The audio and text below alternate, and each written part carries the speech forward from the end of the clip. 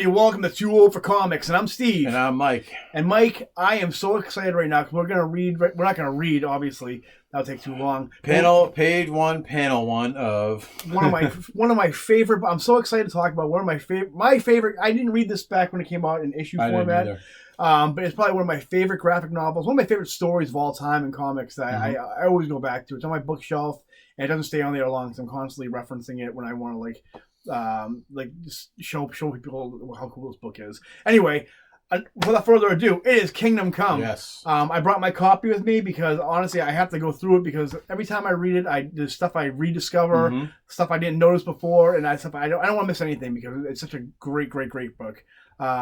Mike, do you remember when this book first came out? Not when it first came out. I didn't read it when it first came out. I read it like you in the trade. Yeah. And we're gonna go back like our Sega Super Nintendo, beef or whatever you want to call it. And we're gonna do this soon too for you fine fellows and ladies. Earth X. I did like Earth X better. Okay. I've always been more of a Marvel fan, as you can probably tell. But Kingdom Come, when I first read it, was really great. Oh yeah.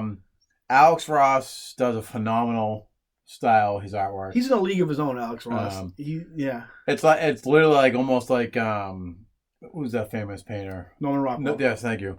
Like Norman Rockwell with superheroes. I love his Marvel stuff. He's more of a cover artist now, if anything, which is fine by me. When he was doing Spider-Man, I think he was doing Hulk. I'm not sure what he's doing now. I don't think he does it. The last interiors I think he did was probably this book, Justice, I think it was. I don't even know if he did the interior. I know he did the covers for it. But I think it was Jim Lee and Alex Ross for that one. Maybe those prestige format books too.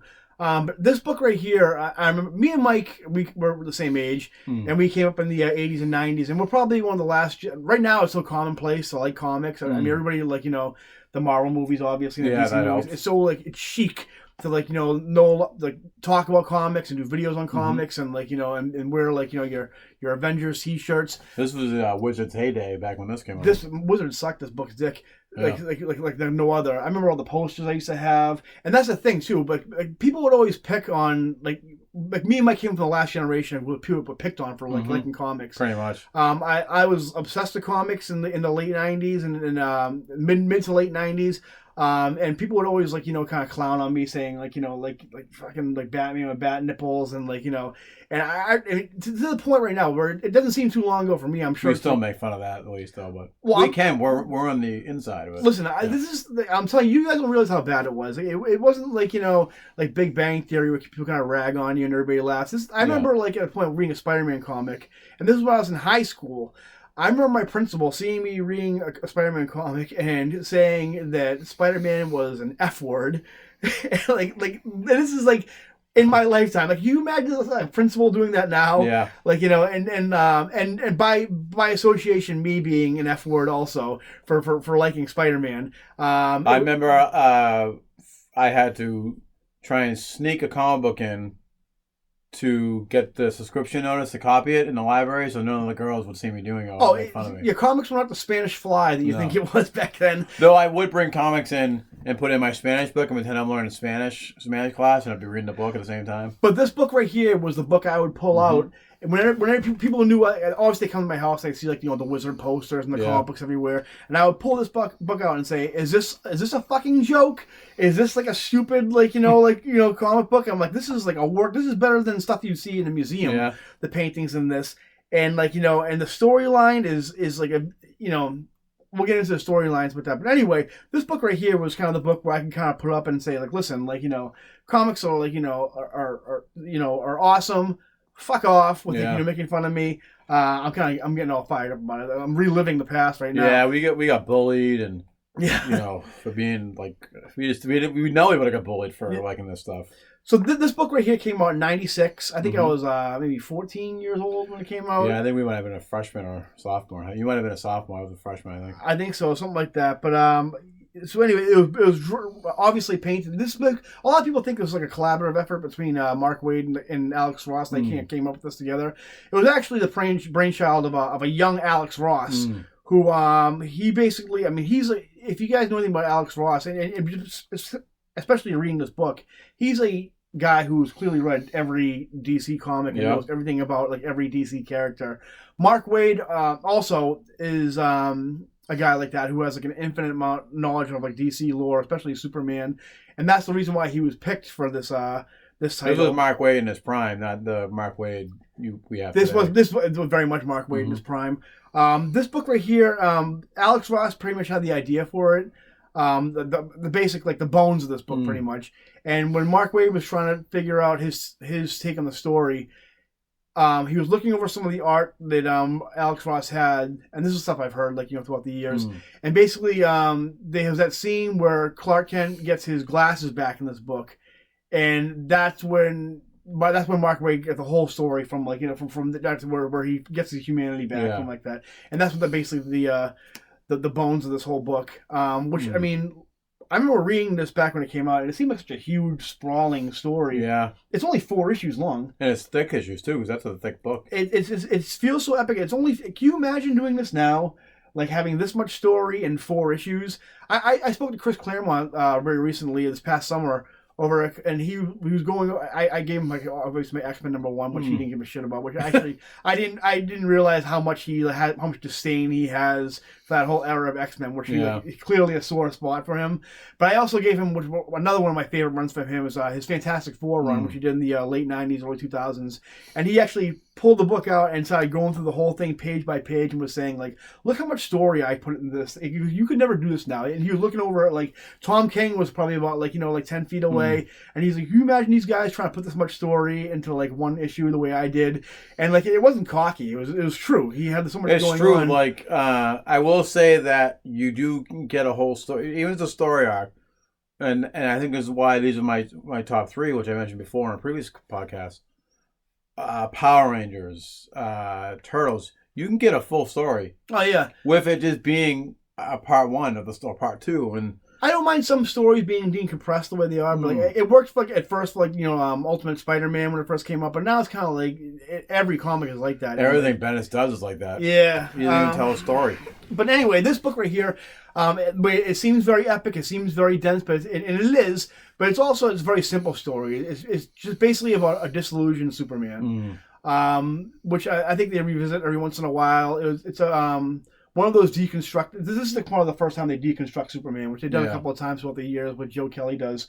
What's so funny about Truth, Justice, and the American Way, where he fights the elite. And it's important that this book came out in '96 because this is around the time of, like, the big Image boom, where a lot of and even a lot of the Marvel and DC heroes, they were doing extreme versions of them, like dark, brooding, Punisher type characters. I think Batman was like Azrael at this point, and you had, like, you know, a lot of, like, grim and gritty type, like, you know, like Spawn and Shadowhawk and all these guys, and it was very much a reaction to that. This book, it's basically the old superheroes fighting the Image characters. Yeah. In this, there's a lot of I remember mentioning before, like, because I've read this book years ago, so I kind of forgot about it. That DC should do. I think it would be great if DC did some type of Civil War type book. And when I was rereading this it kind of is. It is. It's basically, and it seems like a better version. Yeah. Because more like, Civil War has moments, and honestly. Because you have a bunch of the villains and the superpowered superhumans, metahumans as they call it in the DC universe. They have no control of themselves. They fight each other just to fight each other. You know, they might be saving lives, but at the same time they're gonna knock a building over and it'll kill a bunch of people. So the old heroes come back to kind of put the Superman scene kind of comes back to put those heroes in place. They kind of put them in a camp. Prison, kind of like they did in Civil War. And that's basically, that's like the stories about a disillusioned Superman who's isolated because, like, he feels like he's, like, you know, like he's lost his place in this world. Then he comes out of retirement, they build a group and arrest all the extreme heroes and stuff like that, and then they break out and they get nuked, and that's the story pretty much. But I mean, like, I'm oversimplifying, but there's so many great, like, you know, besides the art, which I'm looking through the book right now. Alex Ross did this, I think, when he was, like, early 22 years old. I couldn't imagine doing this kind of stuff, like, you know. And it came out monthly, too. So, I mean, like, I'm sure, obviously, he had a bunch in the can. Yeah.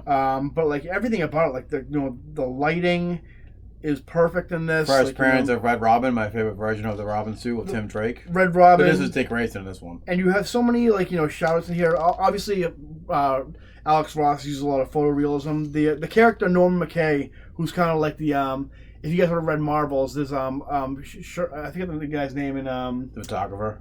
The photographer. He's a photographer. Yeah, I think he's a photographer. Yeah, I forget his name. Phil Sheldon, I think. Yeah, something like that. Yeah. And he's basically this is the narrative character, basically, where he goes around with Spectre in this. Spectre. They kind of did that similar when we get to that in next podcast we do. But he's Earth X. He's based on Alex Ross's father, actually, who was also a minister in this.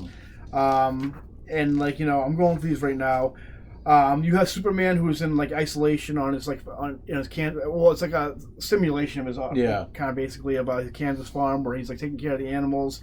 You have shouts to Crypto and stuff in here. And the great part, he's lost his humanity, so he calls himself Kal-El again in this. And it's a kind of a thing that goes on throughout this whole book where people he doesn't want to be called Clark at all because he doesn't want to be associated with that part of his life. And you see Wonder Woman come to visit him in his house in Kansas, kind of tell him what's going on in the world, and she looks the spitting image of Linda Carter in this. Looks really great in this, and she always fucks it up and calls him Clark, and then corrects herself and calls him Cal. And it's except for the one person who doesn't do it in this, which is so great and it's so fitting for the character, is Batman, who makes a point to call him Clark. There's actually one point where he calls him Clark, and then he says, "Don't call me Clark," and then he'll go on to this big spiel on him, and then he'll go Clark. Where, everybody respects Superman, and they'll do whatever he says, and Batman's just fuck you, and someone who only his equal could do. In that, Mark Waid, as much as he's kind of just a scripter in this, not really a scripter. I mean, he came up with a lot of story beats in this and stuff like that, pretty much. But he writes every character in the DC universe perfectly. Yeah. I'm looking at the some of the designs of the characters. You have the old classic Flash with the helmet and stuff like that. The way he's drawn this too, you couldn't pull off in a normal comic right now with normal art. It would just look distracting the way they have the speed lines. It's all blurred. It wouldn't look good with digital coloring and pencils. It can only be done this way through Alex Ross's painting. Yeah. So beautiful. You have I'm looking right now. You have Hawkman. I love the design of Hawkman too. Green Lantern looks phenomenal. He's very much an Emerald Knight in this. And I don't know who is supposed to be Alan Scott or I don't know. I think that's Hal Jordan. Hal Jordan. I think they're all the current members of the team, just older. But it's so cool because you see they go through this whole montage of Hawkman, Green Lantern, Flash, and and it's basically how Superman is so important to the DC universe. Which when he goes away, everything just goes to shit. Everybody does their own thing. It's Batman. They have this scene right here where it's the Cosby Kids, obviously. Yeah. Running around and it becomes this police state where he not only. The whole thing with Batman, he used to call criminals a superstitious, cowardly lot, and he turns the citizens of Gotham into that pretty much, where it's run by fear, and Batman looks at it as a utopia, but it's really not. It's then we go to the part where we have this another a superhero. Well, the superheroes of today right now, all the Image characters which are very much Image looking. You have this guy with pierced nipples. And everyone has a gun in their hand or holding a gun in their hand, and they're all blasting at each other and fighting in the streets, and people are so everybody normal citizens are just frightened. You have people crying and stuff like that. Yeah. And there's one scene where you have the guy with the pierced nipples. I forget his name, but he's crashed into a building and almost kills this little girl, and he's just laughing about it they're in this big drunk fight pretty much, and then Superman just shows up. And he's and he comes to straight, he comes out of retirement. You think it's this great moment. I'm looking at Alex Ross's art. He has some people from the 90s pop culture time. You have Bjork right there, Sinbad right there. We have. I know there's a bunch of people. A couple of these people are famous at the time. I can't really think of who they are right now. I wouldn't really say Sinbad was famous. Just. I think at the time pretty big. And that's the first one, where Superman shows up and you think it's okay, everything's gonna be cool, and then it's foreshadowed. They're no, the shit hasn't even begun yet. Yeah. We have another guy right here. I don't know what his name is. Americommando, who's just like this big... I never thought of it now until you explained that they're basically fighting image characters, and now that I'm looking at it, like these are what image characters would look like. Oh, absolutely. You have like the Statue of Liberty all torn apart, saying Lobo is here. The newly reformed Justice League shows up. Beautiful image by Alex Ross. Yeah. We have Mike, his boy Red Robin show up. It's Dick Grayson in this, but I've absolutely loved the Red Robin suit. The one thing I would add to this, I would put goggles on it. Yeah. That's just me, but I don't know if that's too much, but I mean, maybe it'd be too busy. And I was absolutely pissed at the end of New 52 when they got rid of the coolest costume Tim Drake ever had. Yeah, I mean, maybe they'll bring it back. You see the new costume in Young Justice? It's horrible. It's horrible. Bendis, he was doing a great job on that until they decided to call him just Drake. How fucking unoriginal. You have right here. We got Superman showing up like at the Hall. It's supposed to be UN Nations, but it's obviously the Hall of Justice in the cartoon. And people are like, people are asking. They have press conference with Superman, and they're like, "Are you here to arrest everybody?" He's like, "No, we're here to set things right." Even though they arrest everyone. Yeah, this great scene where Superman visits Bruce Wayne to kind of enlist him, and Batman tells him to fuck off, and calls him it just makes he makes jabs at Superman for going into isolation after the whole thing with Magog, I think his name is, who is basically the people of of America voted him as the new Superman. And there's a great moment here which we'll talk about. You have we got Oliver Queen, Ted Kord, and Black Canary here, who are working with Batman. What else we got? And the great thing about this is with Superman is everyone else in the Justice League was more ruthless, and he was still trying to play the Boy Scout.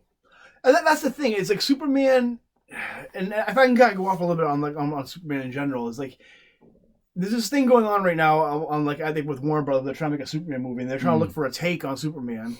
And it's if you're looking for a take on Superman, you've already fucked up. Yeah. You don't need a take. Just make him. No, there's a reason why the original Richard Donner movie.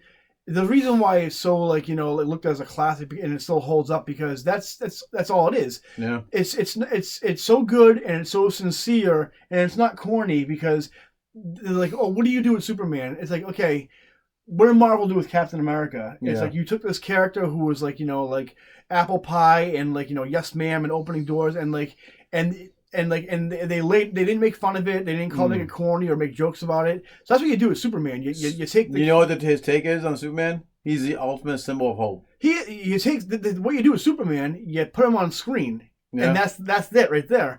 The never-ending battle, truth, the American way. And Superman is supposed to inspire hope, and a lot of people get caught up in the fact that the super and Superman, where it's he's stronger than you. He he's better than you in this. He's stronger than you. He fucks better than you. But the thing with Superman, he's better at you. He is better than you in everything. Yeah. But the thing is, he's better at things like compassion and love and understanding and thinking things through. And he's here to he's not here to lord over you as a superior being. He's here to inspire you. Even though you could be Superman, I could certainly never be like Superman. Mike could never be like Superman. But the thing is, that's what he's here for, to inspire you. Yeah. And, to be a better person, for you to be the better person. Yeah. You're a better person. He's not here to and the thing is, I think there's this interview with Mark Waid one time. He was talking about Superman, and he was saying when Superman hits somebody, that should be a sad moment. It shouldn't be an act. Granted, we all like to see Superman fight the big Dragon Ball Z superhero fights. But the thing is, when Superman hits somebody, it should be sad because that's when all is lost. When Superman's he's exhausted all his resources. He couldn't reason with somebody. And even in this book, I think Superman only punches somebody maybe twice in this book. Yeah. I think it was being this Captain Marvel. It is, yeah. And even that, I don't think he kind of subdues him rather than fights him. And I like to go back to what you're talking about, where it's a sad moment when Superman killed Zod, which he also did it in the Christopher Reeve movies, but we'll get to that in a moment. When he broke his neck, Zod was like, "If you don't stop me, I'm gonna keep killing people. This planet's mine." And when he broke his neck, he was sad. He was hurt that he did this. He was like painful that he had to do this. Yeah. And a lot of people were like, "Oh, that's not my Superman. Superman doesn't kill." But these are all the same people that love the Christopher Reeves movies where Superman killed all three of them, I'm pretty sure. People get caught up with their hate for like Zack Snyder or just like I don't know. It's a really like it's a complex issue, something like that. But there are good beats in all the Zack Snyder movies. Like I don't think I don't never hate him. I think he's still an overrated director. I don't think he's as good as people. He's not the Messiah. I don't think he's not. But I mean, I think he gets more hate than he deserves. Yeah. But anyway, so back to Kingdom Come. We're talking. What are we talking about? So anyway, this really kind of like dissects the idea, deconstructs the idea of Superman and like the heroes of old in general in a way that like more like Mr. Miracle used to do. Not Mr. Miracle, Miracle Man, the old Neil Gaiman issues, where it's kind of dissection of like a Superman type character. Watchmen did it also, but Watchmen had a lot of like political and like social issues that kind of like sprinkled there too. And there's also, I mean, they're very much aware that they're in the same vein as Watchmen because you even have like shouts. There's like the Owlmobile, and there's a lot of like shouts to Watchmen in this. And as right here we get like the scenes of like Luthor and like a lot of like the villains of old. Yeah, kind of like the Evil Justice League. What the heck were they called? Injustice Gang, or Legion of Doom. Yeah. Luthor looks great in this. He has what everybody thinks is Captain Marvel. In his employ with what we mentioned before in another video, the Mind Worms, which I guess Luthor has been brainwashing Captain Marvel this entire time. But basically, he hasn't been Captain Marvel in years. Yeah. He's been Billy Batson the entire time. And this is actually Billy Batson. Yeah. It's actually an adult Billy Batson. And that's the thing, too. You see him at the table where he shows up and all the people are like just scared shitless of him because they know like other than Superman, there's really no one like on par with him power-wise. Yeah. So there's actually a scene where they actually describe him as like a shark swimming through like a bunch of fish, and with that, and people are scared shitless. And I thought it was interesting that it was actually Billy Batson. And that's the cool thing. There's a beat where Bruce Wayne, spoiler alert, it's a 20-year-old book. He's supposedly in cahoots with Luthor in this to kind of like take down Superman. Yeah. And the whole thing, Batman's just trying to he's trying to figure out if it's really Billy Batson or Captain Marvel, which he obviously finds out is Billy Batson. Which I thought was an interesting take that he still grows up to be like Captain Marvel. Yeah. Really strong. But I think he still has to yell Shazam to get his powers. And I love the way Alex Ross draws Captain Marvel. I forget his name. The actor who plays the father in Leave It to Beaver. He looks great in this. Yeah. We get the scene in the bar right now, which is another great scene where you see all the heroes, the Image heroes on this bar, just like getting shit faced and partying. And another example where we have like a Where's Waldo, where Alex Ross just throws so much detail into this. But you see Plastic Man's getting torn apart on the dance floor. A lot of people didn't notice this, but Wizard actually only pointed this out back in the day. If you see way back in the scene next to the stage, you see the Ray fucking somebody against the wall. There's the hidden sex scene where you see his ass and he's full on going to town on somebody there. I'm kind of shocked with. Yeah, it's a girl. Yeah, but we don't see who it is. But there's a sex scene there with the Ray is his name, I think. Good for him. We have Creeper in there. Superman shows up and has that great line where he just surveys everything and just zaps all the alcohol and goes, "This doesn't help." We have looks like Marvin from the Super Friends shows, which I couldn't think of the guy's name before. We were talking about Young Justice in another episode, and I was trying to think. There's two characters in the Super Friends, Wendy and Marvin, who have this dog, and he shows up in there. He's all fat and boozing. We got Lobo right there. Yeah. So many great, and Superman just basically he just puts out his mission statement. Says, "Listen. Like, this isn't how heroes act." He goes, "You want to join us, but just so you know, there's going to be a way you have to behave.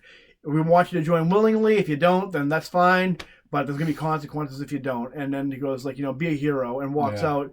And people are like, holy shit. There's half of them are, inspired by Superman. The other think he's, some old man trying to, get him to fall in line. Similar to Mr. Tony Stark and Reed Richards' Prison 42 and Civil War. Honestly, I'm quoting both because Civil War, which came out years after, is very similar to this. So when I was rereading it, I saw a lot of similarities. So we had Superman recruiting a bunch of people, but then all of a sudden Oliver Queen shows up and he's like, "Oh, you heard Big Blue's pitch." Now he's the Democratic response, and he's trying to get another team, like a covert team for Batman and him. We have some more montages of like them rounding up guys in the Gulag. Aquaman is doing his own thing now. That has nothing to do with the surface world. We have this. One of my favorite parts of the whole book. We have the part where Magog. I'm going to call him Magog. Yeah. Which was basically Superman's replacement. He's another image type character with these big, like this laser staff and all the big shoulder pads. Looks very much like he's inspired by Cable. Yeah. Like he has the white hair and like the big shoulders and stuff. And he kind of tells the backstory how what happened basically when these heroes started coming up. They started trying to phase out the old heroes. Like Superman's getting old. Joker came to the Daily Planet, killed all these people, and Lois Lane. And so, before Superman gets to the scene, Magog shows up, kills the Joker, and Superman's like, even though he obviously he lost Lois Lane with that, and we've dealt with other realities where it ends up being injustice. He's just like you're going to jail, you killed somebody. Yeah. And so basically the newspapers do this poll, where it's the Joker should have been dead with the cemeteries he's filled. Yeah, he should have been killed a long time ago. So they do this poll of that's on Batman. They do. So who agrees with Magog and Superman? And people are like, no, we want Magog as our hero. And the whole thing was and you have this allegory which I really connect with, which is with Magog, and a lot we talked about Raphael dealing with leadership of Leonardo. Yeah. It was he wants to be he realizes what he represents, and he wants to be led and inspired, like a lot of characters. And so a lot of people think Superman was a coward for leaving. That's what basically how he went to isolation. Yeah. And a lot of people think he was a coward for doing that, but it wasn't that at all. It was because he just became disillusioned with what humanity wanted. And he's like, you know what, I'm done trying to lead you, and that kind of thing. And Magog was he goes, they chose a guy who would kill over a guy who wouldn't, and now look what's happened. Yeah. He goes everybody's dead, and and Superman doesn't lift a finger the entire time. He just lets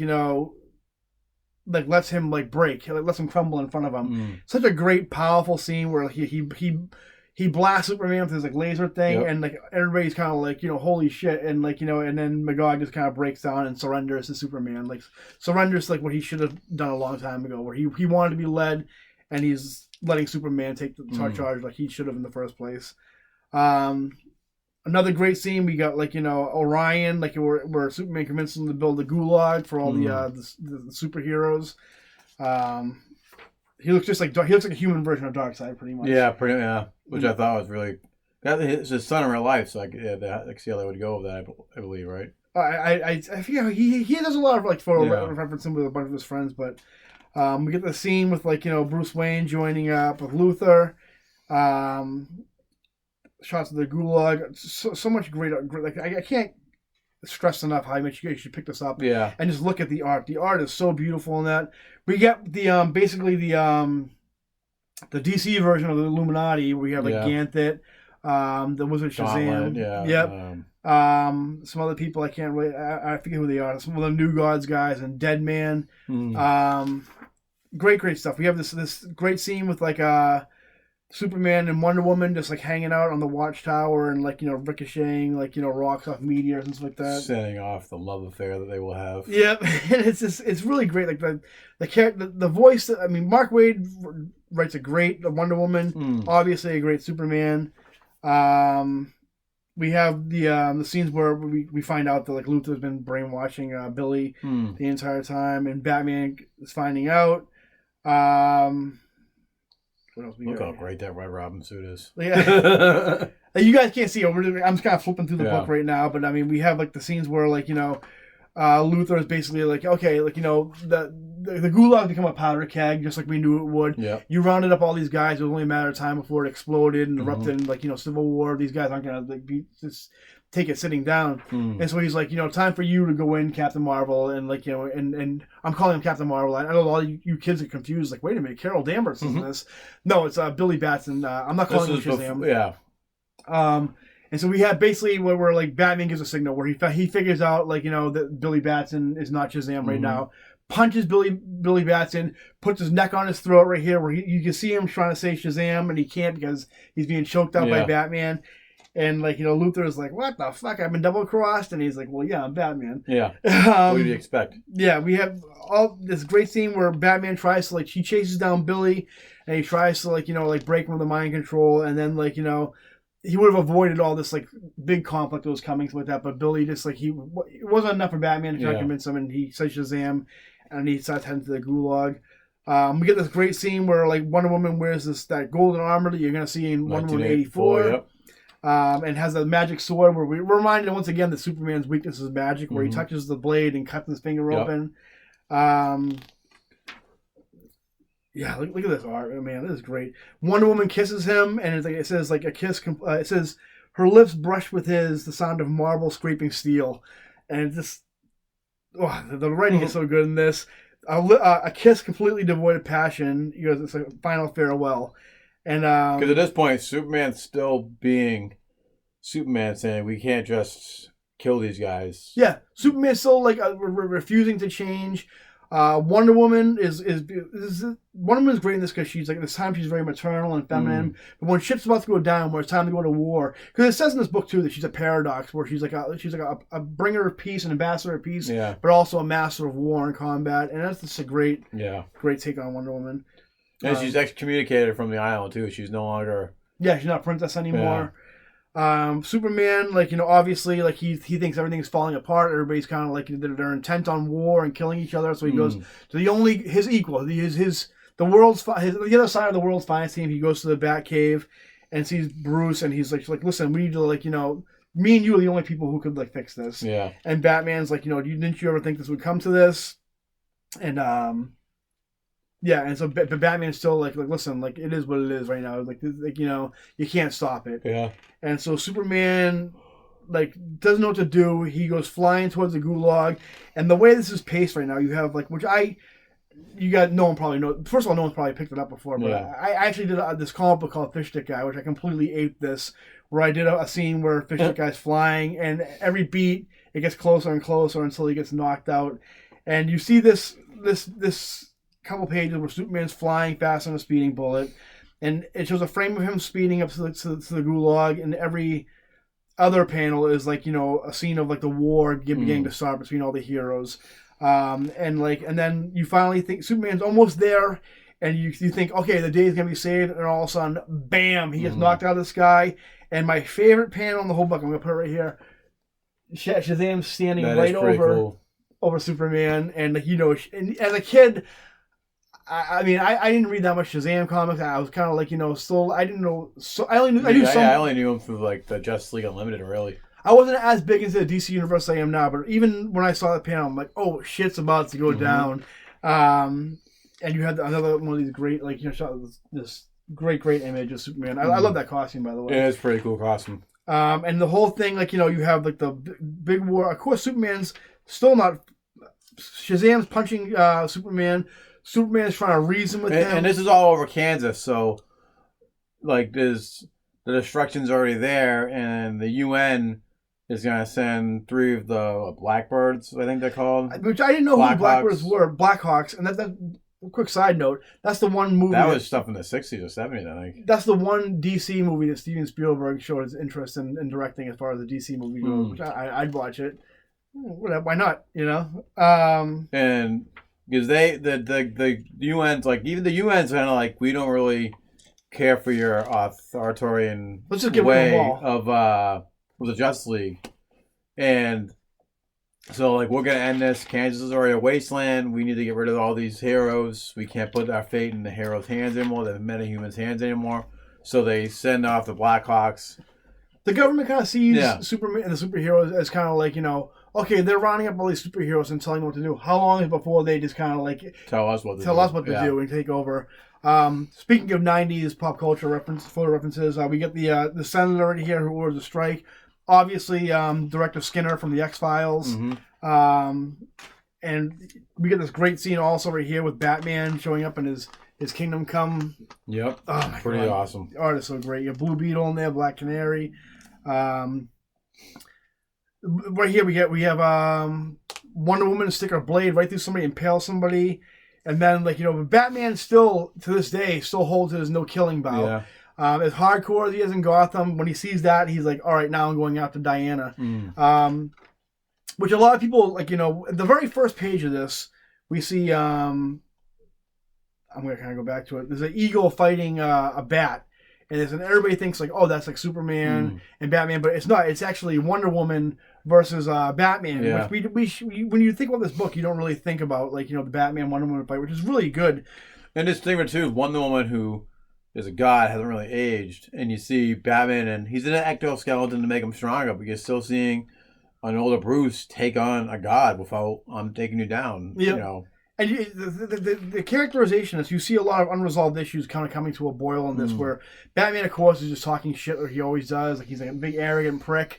And Wonder Woman just turns around and turns from the fight to what she should be doing to losing on Batman. And they start fighting.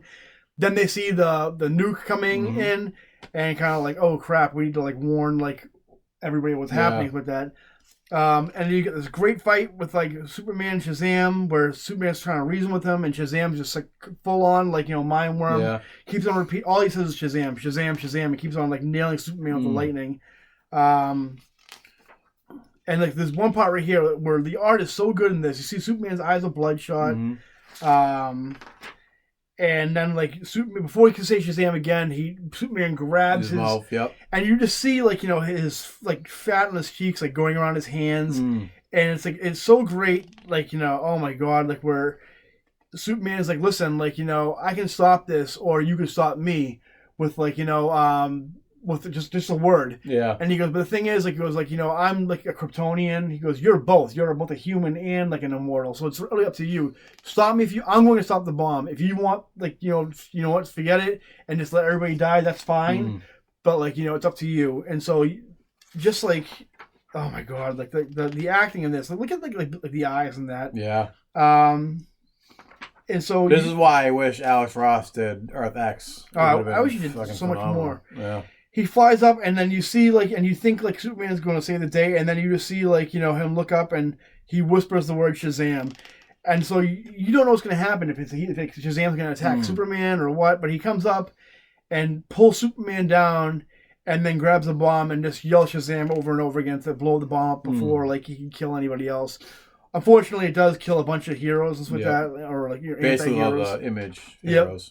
And Superman looks around, and you see all the dead bodies. We'll show this real quick. And of course, Superman just loses his shit and goes to, and and this is the point where you've seen a disillusioned Superman where he's lost humanity. Now he's just you know what, this is what you want, humanity. This is what you're gonna get. And he goes to the UN, starts tearing things down, and you have Norman to convince Spectre to let him speak to Superman and kind of let him know listen, they'll never forgive you for this, and it's just you guys have to read this book, and it's we I can't do it justice by talking about but it's by read it. This was kind of I was reading off and on, mainly Batman at the time for DC, and I read this book years after that, and I'm I wish I got this when I did, but. There's a scene right there where he gets his glass. After all this, Diana gives him his glasses back, and they call him Clark again. Yeah. But yeah, and then another great, the 1 year later thing is also, that has to be Dean Cain, right? Dean Cain or the Nicolas Cage Superman. Maybe, yeah. With the long hair, a little mashup with the both. Yeah. This whole scene is so great. They go to a diner, which is superhero theme. Yeah. Which is fun because at the beginning you see the superhero theme restaurants, and it's a joke. The Heroes of Old was such a joke. And it's great. Batman, Superman, and Wonder Woman, the Trinity meet up, and it's funny too. They all order things that are them. Yeah. Superman orders white milk, and Diana orders tea and water, and the Batman, of course, coffee, sugar and stuff. And then the waiters are Robin, and I bet you are, something like that. That's pretty cool. And it's great. It reveals Wonder Woman, she's pregnant with Superman's kid and all that stuff, and we get that great hug with Mark Waid, he does the Lord's work. Mm-hmm. No pun intended. Not anymore, but he did, yeah. He still writes a good comic, but I mean, they never done anything like this, like, you know what I mean?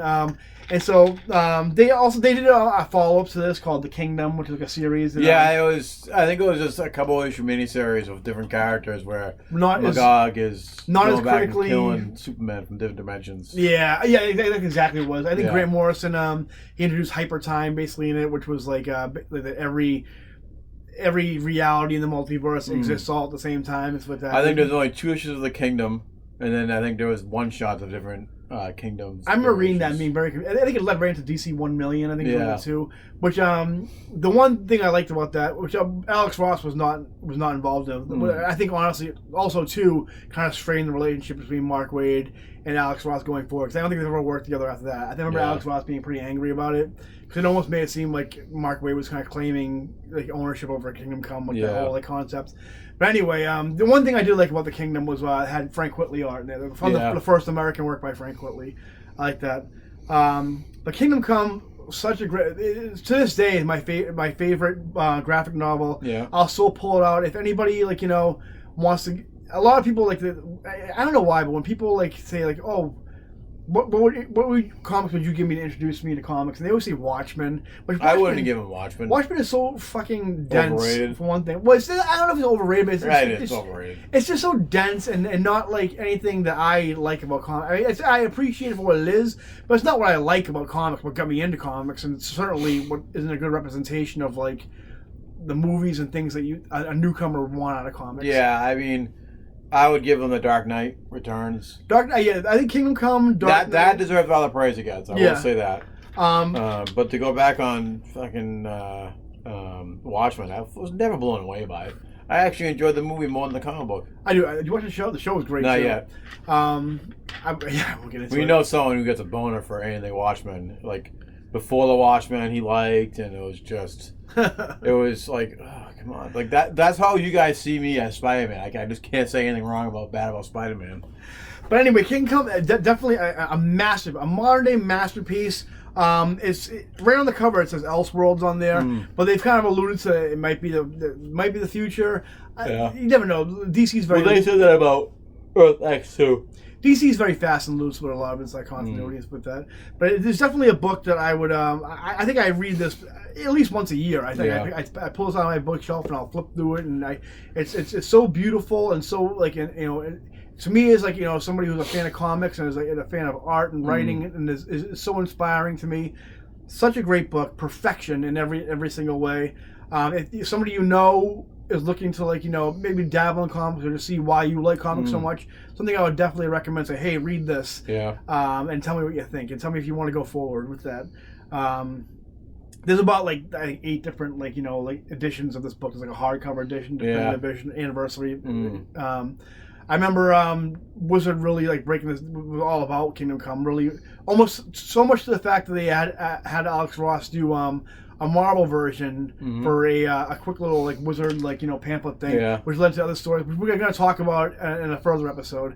But this one's just Kingdom Come centric. We've talked about it long enough. I could talk about it I could literally spend the entire day just talking about this and go grabbing lunch and coming back and talking about Kingdom Come again. To me, I think as far as the DC animated movies, we've seen a lot of the Elseworlds. This is right here. I think is the last one. I would love to see that they do it justice, but they don't always do. See, the animation of Justice League, Batman Beyond, phenomenal. Yep. But some of the animated movies have not done these things justice. Some of it, they did. The Tower Babel's one they did. They kind of messed with, and they didn't even call it Tower Babel. They called it Crisis on something, and they messed with that a little bit. They the most egregious was probably the Killing Joke one, where they had the whole Barbara Gordon banging Batman, and that was, I hated so much. They got that from freaking. That was Brian Azzarello who did that. Yeah, and then the two Death of Supermans weren't that great. I like the Reign of Superman one better than the second one. Yeah, it's the first one. They're very hot and cold, but I think this is the last one I would like to see in anime. But I don't think you could. I mean, maybe you could do it in the. This is a book right here, Zack Snyder. If you want Zack Snyder to do a DC movie, that's the one he should be doing. That's right up his wheelhouse. Don't let him write it, but it definitely. I mean, don't have anywhere near the screenplay. But I think as far as shooting it, he could shoot the shit out of that movie. Yeah. That's Kingdom Come, guys, in a nutshell. And definitely pick it up. You know, anything else to add? Nothing. It's just for me. I mentioned before, we're going to talk about it in a later podcast, a later episode. I've always liked Earth X better. Not to say that Kingdom Come isn't great. I think I might have read Earth X first. Okay. And I was always kind of like, because I was always more Marvel than DC. And I'm like, why does DC get the great artwork and Earth X gets the decent? Well, Marvel's came out before this. Marvel said yes. Yeah. And that was a great. That's another one we should cover too. But definitely one of my favorite DC stories. I'll say that. I don't think I can read it once a year like you. And that's I'm not saying anything bad about it. No negative towards you about reading it. It's just, every few years I can read it. I become very, very often I become disillusioned with comics because I mean, like, I'm very with comics, I'm very much about comics. When I'm in it, I'm in it. Yeah. And that's all I want to talk about. It's all I want to read about is comics. And sometimes I go online. And like I talked about before, I become very sickened by a lot of fandom and fanboys, and sometimes I need to kind of like recharge my batteries and realize why I love comics. And this will make me fall in love with comics all over again every time. I agree. Reading the old stories because the new stories today, I'm not even like. Not to say the comics are bad now. I mean, I'm not blown like Mike. I'm not blown away with them. I think a lot of them are really good, but a lot of times I need to be reminded why I love comics so much. And but now for me, it's like, what else can I do to impress me? Like. They're repeating the same storylines in Spider-Man now, where he's the good guy, but everyone hates him. It's like we've been there. And that's a story for another time, guys. We're going to sign off on this one, though, guys. Thanks for watching. Remember to like and subscribe, and we'll see you next time, guys. See you later. Bye-bye.